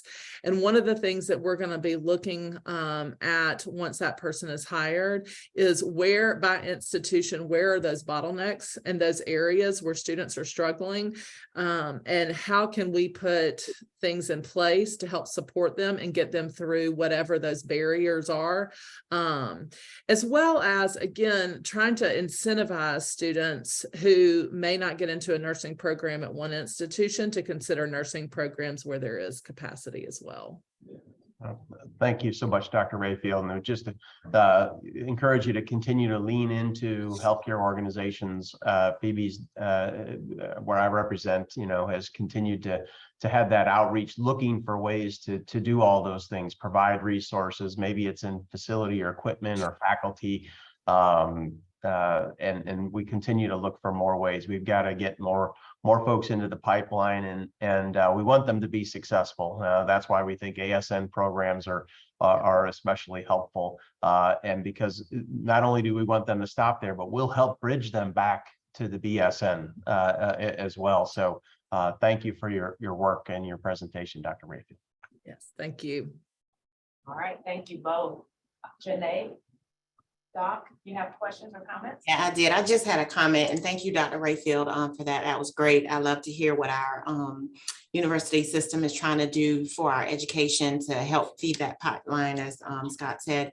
And I want to say that I applaud all of the healthcare organizations that are working to partner with the schools to try to help increase those pipelines, the great gifts that they are giving. You know, one recommendation maybe, or something that this commission can discuss, is as we continue to do that, as the healthcare organizations continue to do that, you know, it's a balance between being able to support them both financially and from a staff perspective of providing clinical instructors, helping to provide some of those gifts for the technology, equipment, all those types of things that they need. So as we work through some of the recommendations for the commission, you know, how can the state help to support these healthcare organizations who are doing this and reaching out across the lines to these schools to create these partnerships to help build the pipelines? How can the state help to support the healthcare organizations who are doing that? Just a comment. Thank you. I appreciate that. Thank you. Thank you for that. Sean Little. Hi, so two questions, or comments / questions. So on one of your statements was in reference to the wait list. And I just have to say, if I can take a moment, as a nurse, I graduated from a fantastic school. And at the time that I applied, I feel like I had a decent GPA. I was number 17 on the waiting list. But when you have, you know, 300-400 students applying for 45 spaces, and the school only accepted once a year, how I got into nursing school was that spring, they decided to take a second cohort, and they took the 16 off of the waiting list. Number 17 is sitting right here. How I got in was the first day of class, a girl decided not to be a nurse. So those waiting lists are harsh, because I know at my time, I was thinking, well, what am I going to do? Go back and retake classes that I already made A's in? Or am I going to reconsider a different profession? You know, I don't know. I call it divine intervention. I ended up getting into nursing school, and I graduated, and I loved the school that I graduated from here within the state. But with that said, I have heard in another presentation to one of our House committees, a school stated that the students that were placed on their wait list, or that did not get into the program because of capacity, not because they weren't qualified, but because of the capacity, they were shifting them to other programs like healthcare policy, or, you know, something outside of a nursing type degree, with the idea of after they completed that degree, then they could apply for the accelerated nursing program in hopes to get in there. And I'm grateful to hear you say that you're now trying to filter those qualified candidates to other institutions. My hope is that we're also considering private institutions in that space as well. I am the campus president for Chamberlain University, and I'm very proud of that. And we are a private institution, but according to the Board of Nursing, the top 5 producers of nurses, the top 5 schools that sat the most students for their boards last year, 3 of those were private institutions. And so I would like to see if there's a way where we can have more of a cohesive partnership between our state institutions and our private institutions, because there is a place for both within the state. And I would also like to add to that, and would love your thoughts on that, as well as equal funding for both private and state institutions. Private institutions offer a place for students that they may not have capacity at other schools for. It's not that they're not qualified, they just don't necessarily want to go into health policy or some other program, or sit out for a year. So there is a space for that. So I would love your thoughts on sharing that with the wait list with private institutions as well as public, and also your thoughts on equal funding from our state for the private institutions as well. For example, you know, Chamberlain, we're one of the few nursing programs that don't get tuition equalization grant. and fighting to try to get that through legislation. So any kind of support would be fantastic. So I would love your thoughts on those two things. So let me start with the funding piece and say that's kind of outside of my scope. I'd be happy to take it back and talk to some of my folks and kind of see, but from a partnership perspective and having kind of a cohesive approach across public and private institutions makes sense. The way that we're talking about this right now, we're never going to meet the demand. And so it's not a competition, across institutions. It's really a competition to be able to meet the state workforce needs.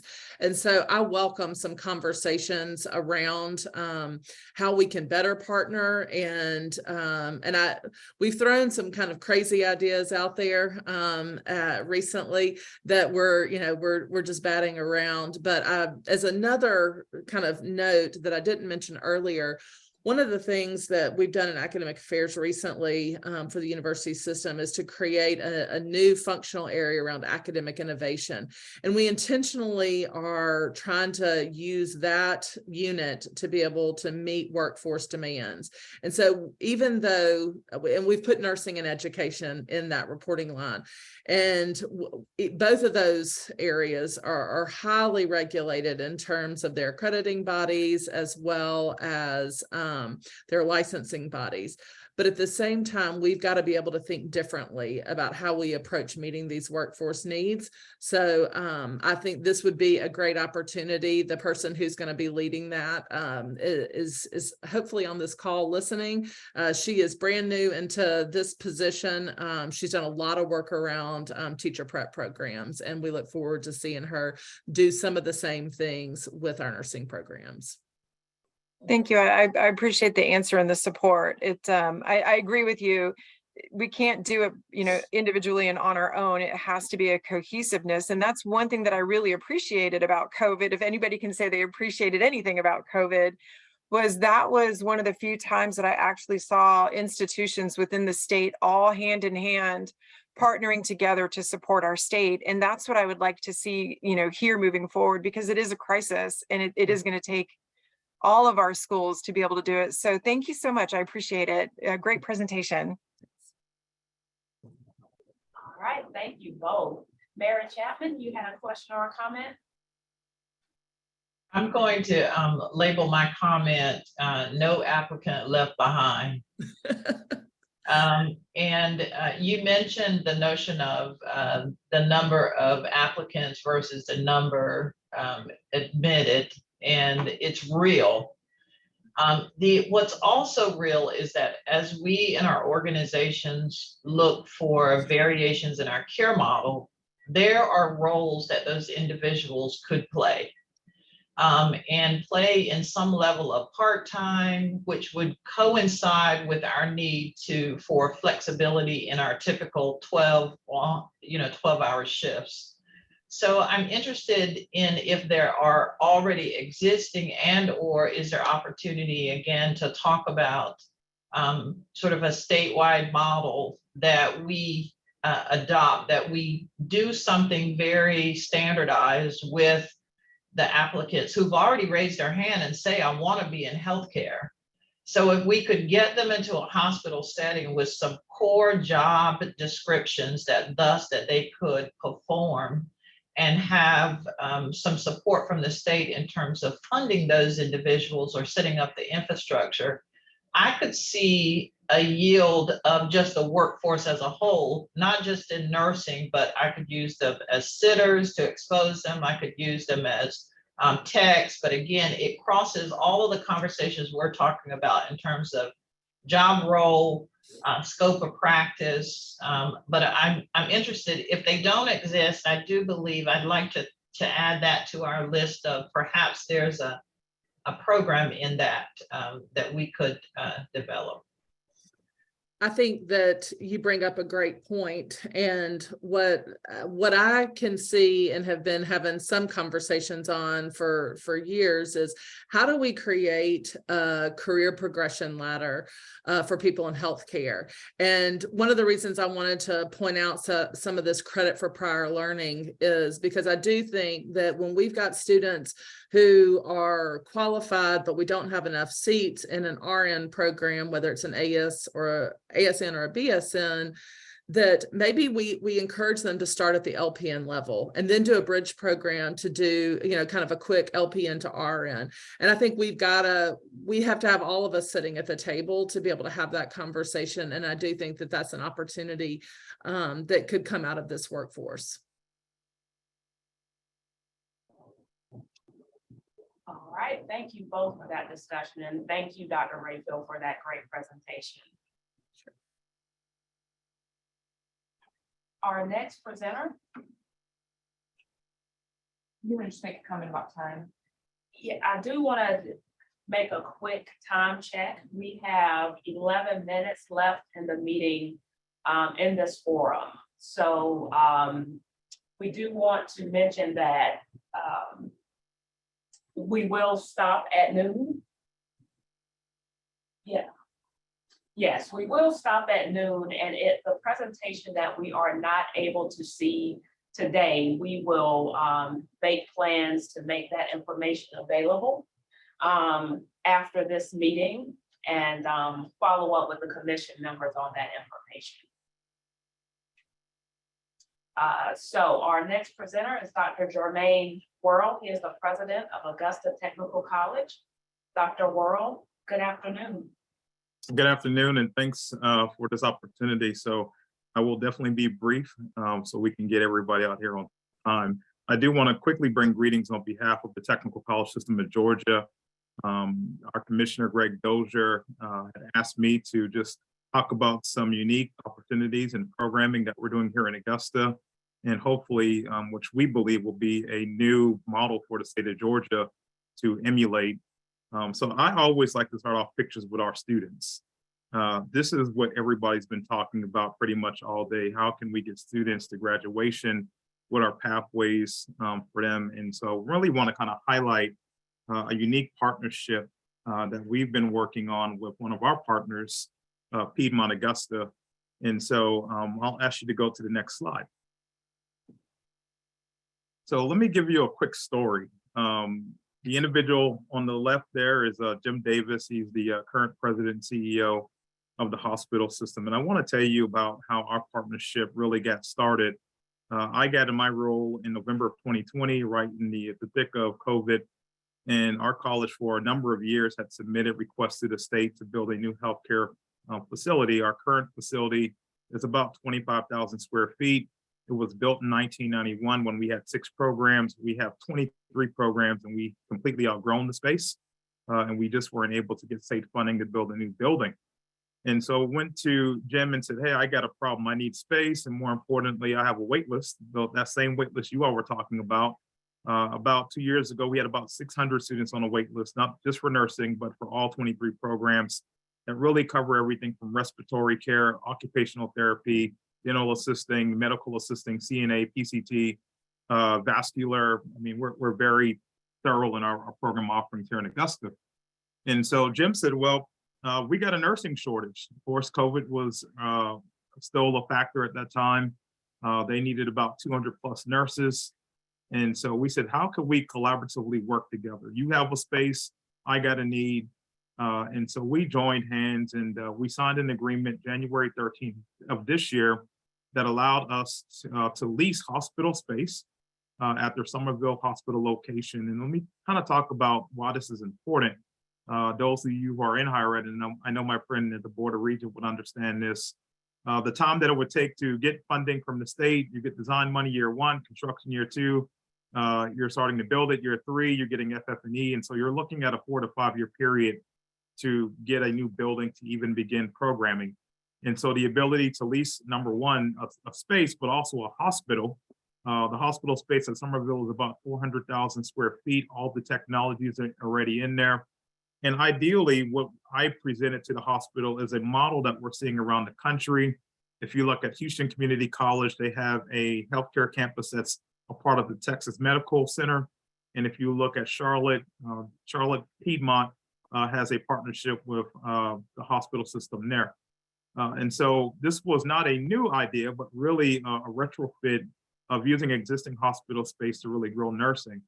And giving you some indications, talking about the pain points, I talked about our wait list. The hospital at the time was spending upwards of about $2 million in traveling nurses. So if you think about the investment that they were making on a monthly basis for traveling nurses, and given that our graduates, most of our technical graduates, 95% of those students, when they graduate from the healthcare program, they stay in the region and they stay by the bedside specifically. And so we know we have talent that's going to make a long-term investment in those communities. And so it really offered an opportunity to have a win-win.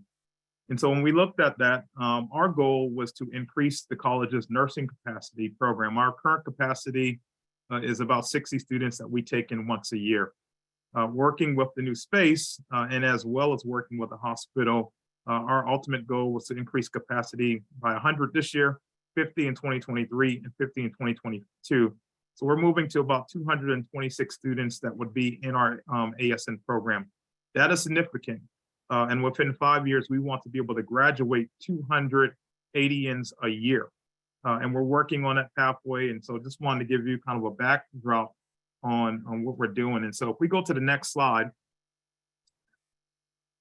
I want to talk about and show you a couple of images. So this is the actual hospital. My friend, I know Jane Dock is here. She's the chief nursing officer for Piedmont. And this hospital is about 400,000 square feet. And we're, again, using about 50,000 of the space in the hospital and basically an entire wing, which already has all the nursing stations, the technology available in it. And the building adjacent to it is the medical office space, which we are doing some renovations. If we go to the next slide. This shows you where we are today. So we started demo work this summer. We will be moving into this facility, which will house actual classroom space and faculty offices for our entire health science school. We'll be moving into the space January 9th. And so we'll be the only space in the state of Georgia that a technical college is actually physically located with a hospital in a hospital system. If we go to the next slide, this gives you some images of the current hospital. So again, we're renovating the office space for classroom instruction, but this is how the hospital actually looks. And so if you think about learning, what a great opportunity to have students get hands-on experience and for us to actually be able to fully simulate what that work environment will look like in an acute care setting. And it also allows all of our students to actually kind of simulate what actual work would be. So you have your surgical tech rooms already in there, you have your nursing labs in there. So students can actually perform, bringing a student through the ER. We have an EMT program. They can monitor that student, bring them in on the back of a truck, roll them in, and we can actually simulate how that ER will look like, how we can bring students in, how we can perform surgeries. And so this is such a unique opportunity that our students are going to be able to get. And we're very thankful that Piedmont made the investment in helping us to get this underway. So go to the next slide. We talked about the challenges with nursing faculty. So, you know, we have the college, we've hired an additional 2 full-time faculty with a third that's coming on board. The hospital system, as Ms. Doc mentioned, they're making investments. We're working with her as well as the CEO for having them to provide us 6 additional clinical faculty that would help us to really increase our ratios and being able to take in more students. And that's going to, of course, be able to increase the capacity within the program. The hospital is not charging us that cost. That's a labor of their time. But more importantly, we know that those students will get very good clinical instructions given the talent at the hospital. Next slide. So we talk about the cost of nursing education. Let's think about this. We know that a lot of students, you know, they have to spend a lot of their money taking the prerequisites, whether that's anatomy, physiology, their sciences, their mathematics. A lot of students come to us with a bachelor's degree already. And so their financial aid is expunged. And so when they come into nursing, there's a lot of out-of-pocket expenses related to fees, scrubs, and things like that. And so one of the big initiatives that we've partnered with Piedmont Augustus Foundation on was how do we eliminate the cost for nursing education? In other words, for any nursing student that wants to come in the door, they can get a ADN, but more importantly, there's no cost to them in exchange that once they graduate, they will work for the hospital system a minimum of 3 to 4 years in exchange for that investment by the hospital's foundation. We have already raised over $500,000 towards a $1 million endowment goal that we're hoping to also announce in January, that again would make it pretty much tuition free, because the funding that the college would provide, our local foundation, the state of Georgia has Hope Career Grant funding for LPNs, and they also have lottery funding for our ADN program. And of course, they also can qualify for federal financial aid. So the combination of all of those funding sources that are made available to a student, we feel very confident that for our ADN students moving into the future, that they would come up with no debt, a guaranteed job, and an opportunity to also continue their education if they so choose. So I'm gonna go to the next slide. One thing I think is important, and I have not heard anyone really talk about this, but I think this is probably the crux of our biggest opportunity, which is how do we get our younger students, not high school students, but we got to get in the middle and elementary school to really expose students about these opportunities, not just in nursing, but also in rad tech, respiratory care, these other allied health professions. We haven't really talked about it at length here today, but I think dual enrollment is a big, big, big opportunity. If we can get our middle school students exposed through summer camp explorations, and then getting them into dual enrollment by the time they get to high school, because in high school, they can get CNA certifications, they can get CMA, they can get PCT, they can learn phlebotomy, some of these basic skills. And our goal is through this hospital that we have, we're going to be having the students come on campus from our middle school to be exposed, partnering with our high school students so that we can create a pipeline of talent for future years to come. And we have this is one of our newest commercials that's coming out here in Augusta, just showing the partnership between our institution, but more importantly, just a snippet of all the careers that can be had. And I don't know if we can show this video if it's ready to be launched.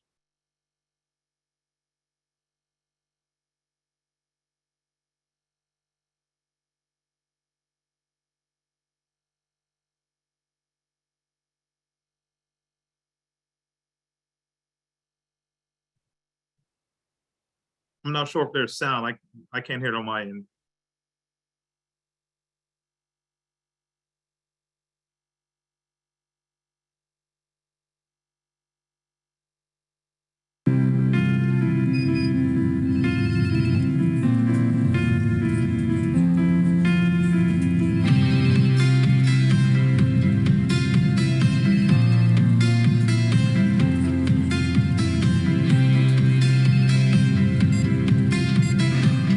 Hundreds of healthcare opportunities in our community for trained medical professionals.